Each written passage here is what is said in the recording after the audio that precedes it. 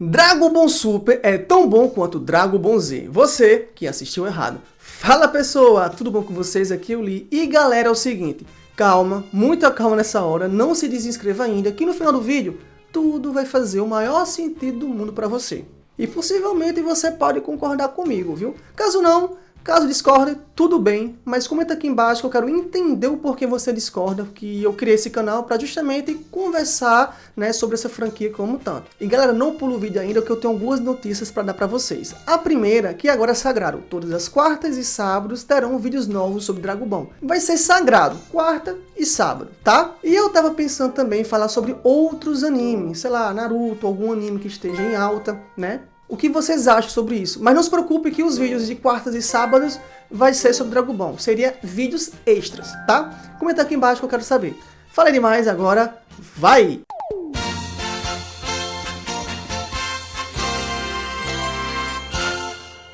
E galera, só para vocês entenderem o meu ponto, eu preciso dizer a linha do tempo do que aconteceu. Dragon Ball lançou por vários anos aí, mais de 10 anos, né? Entre os anos 80 e anos 90. E teve muita tendência, muitos animes que vieram depois beberam da fonte de Dragon Ball. Então ele fez muito sucesso. Sendo que ele passou mais de 15 anos morto, sem ter nada. No máximo algum jogo ou outro, mas sobre novidades do anime, nada.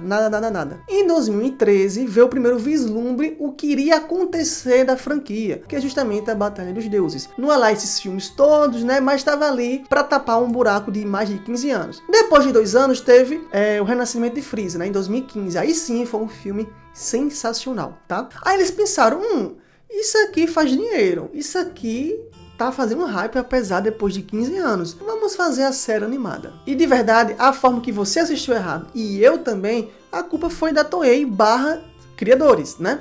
Porque ao invés de contar uma história depois dos 2 filmes que fez sucesso, eles resolveram recontar os filmes em episódios, para aí depois sim continuar a história dali. E assim, de princípio é até empolgante, porque apesar de ser a mesma história, a gente pensa assim, tá, vai ser em episódios, então eles vão ter mais tempo de desenvolver os personagens, dar mais camadas a eles, aprofundar os personagens, mas assim, não foi o que aconteceu, tá? O início de Dragon Ball Super foi desastroso, foi horrendo, cara. Quem viveu essa época e quem acompanhou sabe muito bem o que eu tô dizendo. Porque se são 28 episódios, né, recontando essa história, então quer dizer que foram 28 semanas contando uma história que a gente já sabia que iria acontecer. Imagina aí, 28 semanas esperando, uma semana após outra, a gente querendo saber o que iria acontecer depois, a gente vendo a mesma coisa que já tinha visto. Aí pode até falar, não, mas quem acompanha o mangá, normalmente já sabe o que vai acontecer na história. E isso não é pauta. Galera, é totalmente diferente, né? Primeiramente que nem todo mundo acompanha o mangá. Eu, por exemplo, por muitos anos não acompanhei o mangá.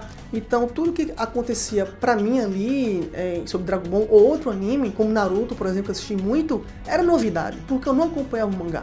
E mesmo quem acompanha o mangá, muitas delas, elas querem saber como vai ser animado aquela luta que amou tanto, né, no mangá. Porque no mangá é tudo estático, né, tudo parado, afinal é uma revistinha. Então eles querem saber como vai ficar essa luta em movimento, como vai ser encaixado uma trilha sonora, né, enfim. Então tem muito atrativo para você assistir um anime, mesmo que já tenha lido o mangá. E não é o caso aqui, tá? Porque a gente já tinha assistido o ápice, né, das lutas dos filmes Batalha dos Deuses e o Freeza Dourado, e simplesmente caiu a qualidade, porque antes era um filme que tem um alto investimento e agora simplesmente é uma série. Então essa queda já era esperada. Agora pegar uma caneta, enfiar no rabo e rebolar no papel e achar que tá lindo aquele traço, meu amigo, eu tenho que dar parabéns, porque não é possível. Eu acho que eles desenharam assim, porque não é possível. Agora imagine juntas as duas coisas. Foram 28 semanas perdidas, tá? Porque a gente não queria assistir aquilo, porque a gente já tinha assistido, e ainda assim, uma qualidade péssima,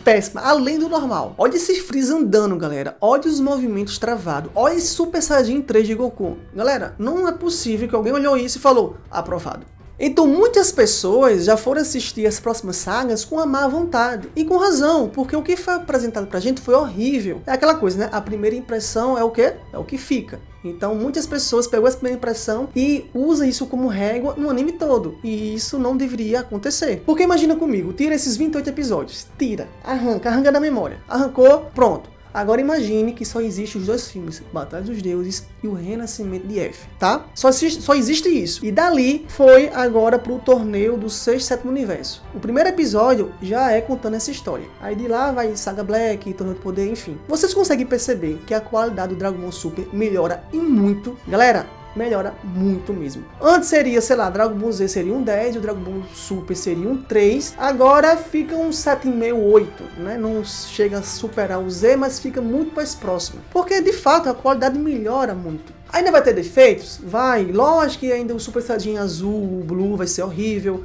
O final da Saga Black foi horrorosa. Claro que vai ter ainda muitos defeitos, mas mesmo assim a qualidade melhora e muito. Então a forma que foi apresentado pra gente foi uma forma muito errada de recontar os filmes de forma porca, né? De forma horrível, porque essa recepção de recontar os filmes já seria ruim, porque foi algo que a gente já tinha assistido. Agora com uma qualidade péssima, abaixo da média, aí, meu amigo, aí não tem um que salve, né? Nem o maior fã vai gostar disso aqui. Porque se vocês pegarem o arco do sexto e sétimo universo, é uma saga boa. Não é, meu Deus, que saga maravilhosa, né? Tão boa quanto a saga Cell. Não é isso. Mas uma saga que dá pra passar o tempo. É uma saga boa. E a partir do momento que vai avançando mais à frente as histórias, vai melhorando. Tanto no roteiro, quanto na história, quanto no traço, na animação, né? Porque a Saga Black já foi muito melhor que o torneio do sexto e sétimo universo. Tem um vilão imponente, né? Tem um vilão com ideais muito bons, né? Tão bons quanto o Z, ou até melhores, tá? Tem desenvolvimento de personagens, né? O próprio Vegeta. Enfim, o próprio traço e animação tá muito melhor, tá? Lógico que vai ter aqueles episódios horríveis, né? Como todo arco tem, mas a qualidade é inegável, melhorou e muito. E o Torneio do Poder, galera, é o ápice, tá? É o ápice. Pra mim, inclusive, é o melhor arco de toda a franquia. Aqui sim, resgataram os personagens esquecidos, que até o próprio Z tinha esquecido, tá? Como Kuririn, Tenshinhan, Mestre Kami, o número 17. Teve o resgate desses personagens. Os traços, as lutas são muito boas. Não digo que é a melhor qualidade da franquia, porque lançou agora o Daima, né, recentemente. Mas tá ali pau a pau. Muito bem feito. Lutas memoráveis, né? Golpes memoráveis, enfim. Foi um arco sensacional. Isso porque eu falei do anime, não cheguei nem a falar do mangá, porque quando a gente introduz o mangá, aí a nota sobe muito mais e fica quase pareia lá do Z. Porque a Saga Mora, galera, vocês não estão entendendo, é muito boa. Eu consigo até enxergar que quando lançar em animação, vai parar o mundo como foi no Torneio do Poder. Porque é uma saga muito envolvente, né? Tem um vilão muito memorável, muito. E isso a gente sabe que está em falta, né, em Dragon Ball Super. E aqui é muito bem representado, né, o Moro. Muitas pessoas falam que até a Saga Moro lembra muito o arco do Cell, inclusive. Eles conseguem transitar muito bem aqui em todos os personagens e desenvolver muito deles, tá? Principalmente o Vegeta. E a mesma coisa a Saga Granola, porque se a gente fala de essência do Z, a essência tá na Saga Granola.